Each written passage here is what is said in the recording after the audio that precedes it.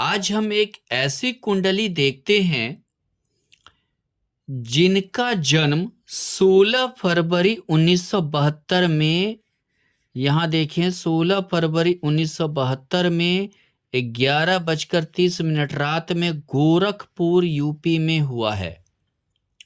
हम बार बार ये सोचते हैं कि अगर हमारा ग्रह उच्च का है, जैसे यहां शुक्र उच्च का है, तो ये हमें अच्छा ही फल देगा, उच्च का ही फल देगा। लेकिन हम गलत रहते हैं। इनकी जब शुक्र की महादशा आई, जैसे ये शुक्र की महादशा 2022 नवंबर के बाद जब आई, 10 नवंबर के बाद, तो ही इन्हें लंबा बीमारी और इनकी जो है षष्ठ भाव में है, तो संघर्ष को बढ़ा दिया। मैं बार बार ये बोलता हूं, उच्च का ग्रह आपको उच्च का तकलीफ दे सकता है। अगर ग्रह उच्च का है तो ये आपको उच्च का तकलीफ देगा।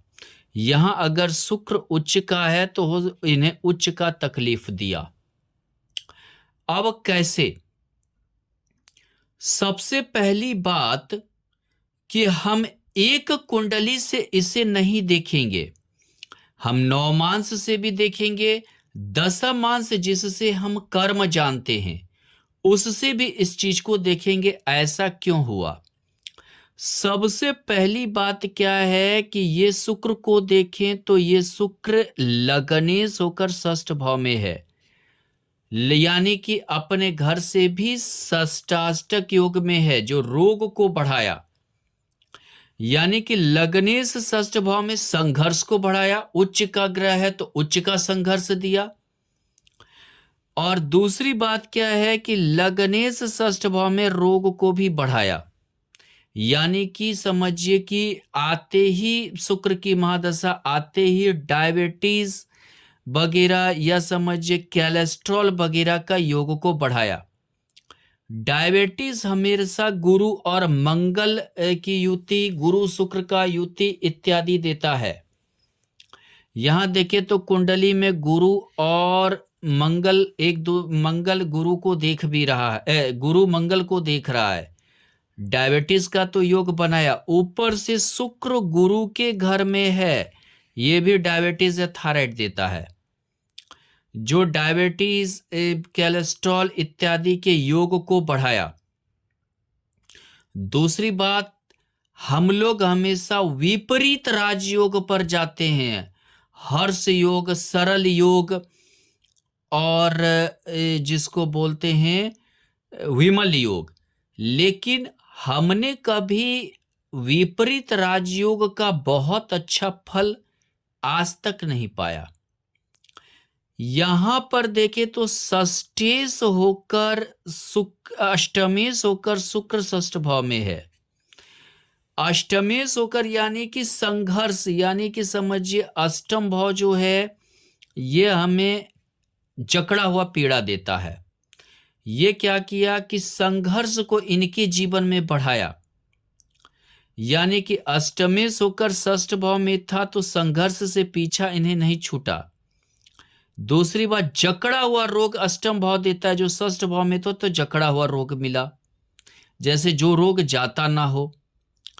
शुक्र के स्थिति को देखें तो यहां शुक्र जो है 14 डिग्री 2 मिनट 32 सेकेंड का है, उत्तर भाद्रपद नक्षत्र, यानी कि शनि के ही नक्षत्र का है। अच्छा, नक्षत्र स्वामी को देखें, नक्षत्र स्वामी चतुर्थेश, इन्हें जरूर कर्ज देगा, घर द्वार इत्यादि वगैरह के लिए कर्ज इन्हें लेनी पड़ेगी। दूसरी बात क्या है, पंचमेश होकर इन्हें पेट की बीमारी, मैंने बोला था तो इन्होंने एक्सेप्ट किया कि हाँ पेट की इन्हें बीमारी है, यानी पेट संबंधी समस्या इन्हें है।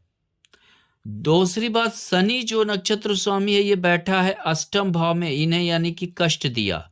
शुक्र की महादशा आते ही इन्हें कष्ट दिया, नौकरी चाकरी इत्यादि संघर्ष, षष्ठ भाव नौकरी का भी है, संघर्ष इत्यादि हर चीज में कष्ट ये पाना इनका शुरू हो गया। दूसरी चीज क्या है कि यहां अगर चलिए तो ये तो लग्न कुंडली की बात हुई, नवमांश कुंडली में देखें तो ये शुक्र वृश्चिक का शुक्र है, सूर्य के साथ स्थित है। वृश्चिक का शुक्र यानी नवमांश कुंडली के अनुसार ये तृतीय होकर भाग्येश में है। तृतीय होकर भाग्येश में है। दूसरी बात क्या है कि यहां पर देखें तो यहां पर ये अष्टमेश होकर भाग्येश में है। यानी ये सिर्फ एक वैवाहिक जीवन ही नहीं नवमांश कुंडली बताता है, हमारे भाग्य के उत्थान को भी बताता है। जब भी ये तृतीय होकर यानी किसी भी काम में पराक्रम को ज्यादा लगना बताता है। दूसरी बात क्या है, यहां देखें तो ये अष्टमेश होकर है इस भाग्य भाव में, यानी ये संघर्ष को बताता है। जब तक आप संघर्ष कीजिएगा नहीं, उन्नति नहीं होगी, ये चीज याद रखिएगा। अगर सप्तमेश अष्टमेश अगर भाग्य भाव में हो तो आप ये संघर्ष कीजिएगा, तभी आपकी जो है उन्नति होगी, यानी कि संघर्ष के साथ ही उन्नति देगा। तीसरी चीज अगर आप देखें यहां पर तो लग्न कुंडली के अनुसार भी देखें, लग्न कुंडली के अनुसार ये चीज हो जाता है। लग्न कुंडली में द्वितीय भाव वृश्चिक यहां है, लग्न कुंडली के अनुसार द्वितीय भाव चला जाता है।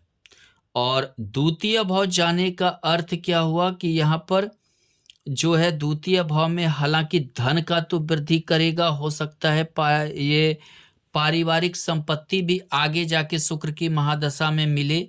पारिवारिक यानी कि समझिए जिसको बोलते हैं हम लोग वसीयत लाभ इत्यादि भी मिले। लग्न होकर द्वितीय भाव में है, आगे जाकर धन की इच्छा पूर्ति हो सकता है। सूर्य के साथ है यानी एकादशी के साथ है, ये शुक्र धन भी देगा। और मतलब कि ये समझिए कि महत्वाकांक्षा इच्छा की भी पूर्ति करेगा। लेकिन ये तो हो गया, चलिए भाग्य में जो भी पूरा करना है वो करेगा। लेकिन दशमांश कुंडली को देखें अगर आप तो यहां शुक्र वर्गोत्तम है। शुक्र को देखें, सूर्य बुध शुक्र शनि एक साथ होकर बैठा है। ये कंफ्यूजन कर्म में कंफ्यूजन डालता है। जब बहुत ज्यादा ग्रह हो तो ये आपके कर्म उस भाव को कंफ्यूजन में डाल देता है। पहली बात, सप्तमेश होकर द्वादश में होना कर्म भाव में, यानी कि व्यापार अगर किए तो ये व्यापार चौपट हो जाएगा, यानी कि व्यय हो जाएगा, पैसे का व्यय हो जाएगा, व्यापार चौपट हो जाएगा। ऐसे में व्यापार नहीं करना चाहिए, खासकर शुक्र की महादशा में। द्वादश द्वितीय ये होकर दशम में होना यानी परिवार की ओर से, परिवार जो होता है पर बहुत मतलब कि परिवार से समझिए कि जिसको बोलते हैं हम लोग मतलब परिवार पर ज्यादा ध्यान ना दे पाना, परिवार की पूर्ति उतना अच्छा से नहीं कर पाना, क्योंकि यहाँ द्वितीय भाव जो है द्वादश में चला गया तो ये संचय नहीं होने देता है। थोड़ा सा पारिवारिक लापरवाही भी ऐसे व्यक्ति दिखाते हैं। हाँ, लापरवाही यानी कि ये संचय नहीं होने देगा, धन का संचय में रुकावट पैदा करेगा। यानी दशमांश कर्म को बताता है, कर्म तो करेंगे लेकिन धन का संचय इतना अच्छा कर्म नहीं कि धन का ज्यादा संचय हो सके। दूसरी बात, अगर व्यापार किया तो ये व्यापार इनका नष्ट हो जाएगा। सप्तम भाव व्यापार का भी होता है, नष्ट हो जाएगा।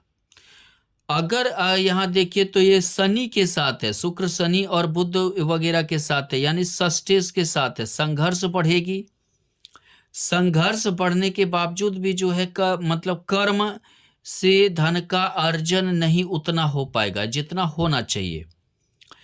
तीसरी चीज अगर हम यहाँ देखें तो यहाँ पर शुक्र, यहाँ पर अगर देखें तो यहाँ पर दशमांश को लग्न कुंडली के अनुसार देखें तो ये षष्ठ भाव ही हो जाता है।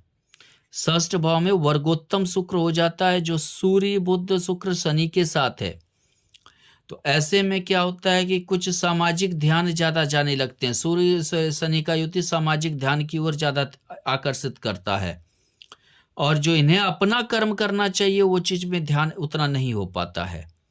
यानी कि ये शुक्र वर्गोत्तम होकर भी और ज्यादा दिक्कत किया दशमांश में। बहुत बार वर्गोत्तम ग्रह को हम लोग अच्छा मानते हैं, लेकिन यहाँ पर वर्गोत्तम अगर कुंडली में हो और वो ग्रह अगर आपका साथ नहीं दे रहा है तो आपके साथ और ज्यादा दिक्कतें आएगी। एक और दिक्कत है अभी, एक और दिक्कत क्या है, इनकी 7.5 की द्वितीय चरण चल रही है। ये भी एक दिक्कत पैदा कर रहा है। 7.5 का द्वितीय चरण जो है दिक्कत पैदा कर रहा है। ऊपर से शनि की प्रत्यंतर दशा भी देखिए आप, जब 7.5 भी चले और प्रत्यंतर दशा, महादशा या अंतर दशा हो तो ये और ज्यादा दिक्कत पैदा करता है। खासकर इन्हें 11/7/2025 तक काफी दिक्कत झेलना पड़ेगा, काफी संघर्ष करना पड़ेगा, नौकरी में संघर्ष करना पड़ेगा। नौकरी ढूंढने के बाद भी इन्हें जल्दी नहीं मतलब कि मिलेगी, और जो मनचाहा ये सैलरी खोजेंगे वो नहीं मिल पाएगा। लेकिन हो सकता है 7वें महीने के बाद इनका कुछ स्थिति सुधरे। यहां देखिए, शुक्र की महादशा, शुक्र की अंतरदशा, बुध की प्रत्यंतर दशा चलेगी, यानी कि यहां स्थिति को सुधार होगा। यहां पर जो है ये 11/7/2025 से 31/12/2025 के में स्थिति में सुधार होगा। ऐसा क्यों? यहाँ पर बुध की स्थिति देखिए तो भाग्यश होकर पंचम भाव में है, और द्वादश होकर भी जो है ये पंचम भाव हो जाता है। ऐसे में थोड़ा सा स्थिति इनकी सुधरेगी, लेकिन बहुत ज्यादा सुधार नहीं होगा, क्योंकि यहाँ बुध दशम अंश में कर्म में नीच का है। कर्म में नीच का होने के कारण बहुत ज्यादा सुधार नहीं होगा। हालांकि यहाँ तुला का है तो केतु के साथ है कि क्या है, बहुत बार कंफ्यूजन पैदा करेगा। इनकी भी प्रत्यंतर दशा में थोड़ा कंफ्यूजन पैदा करेगा, लेकिन शनि जैसी स्थिति नहीं होगी। इसीलिए हम आप ये सोचते हैं हमेशा कि उच्च का ग्रह है तो उच्च ही फल देगा, उच्च ही हमें प्राप्ति होगी। लेकिन उच्च का दुख के लिए भी आप तैयार रहिए, उच्च का रोग के लिए भी आप तैयार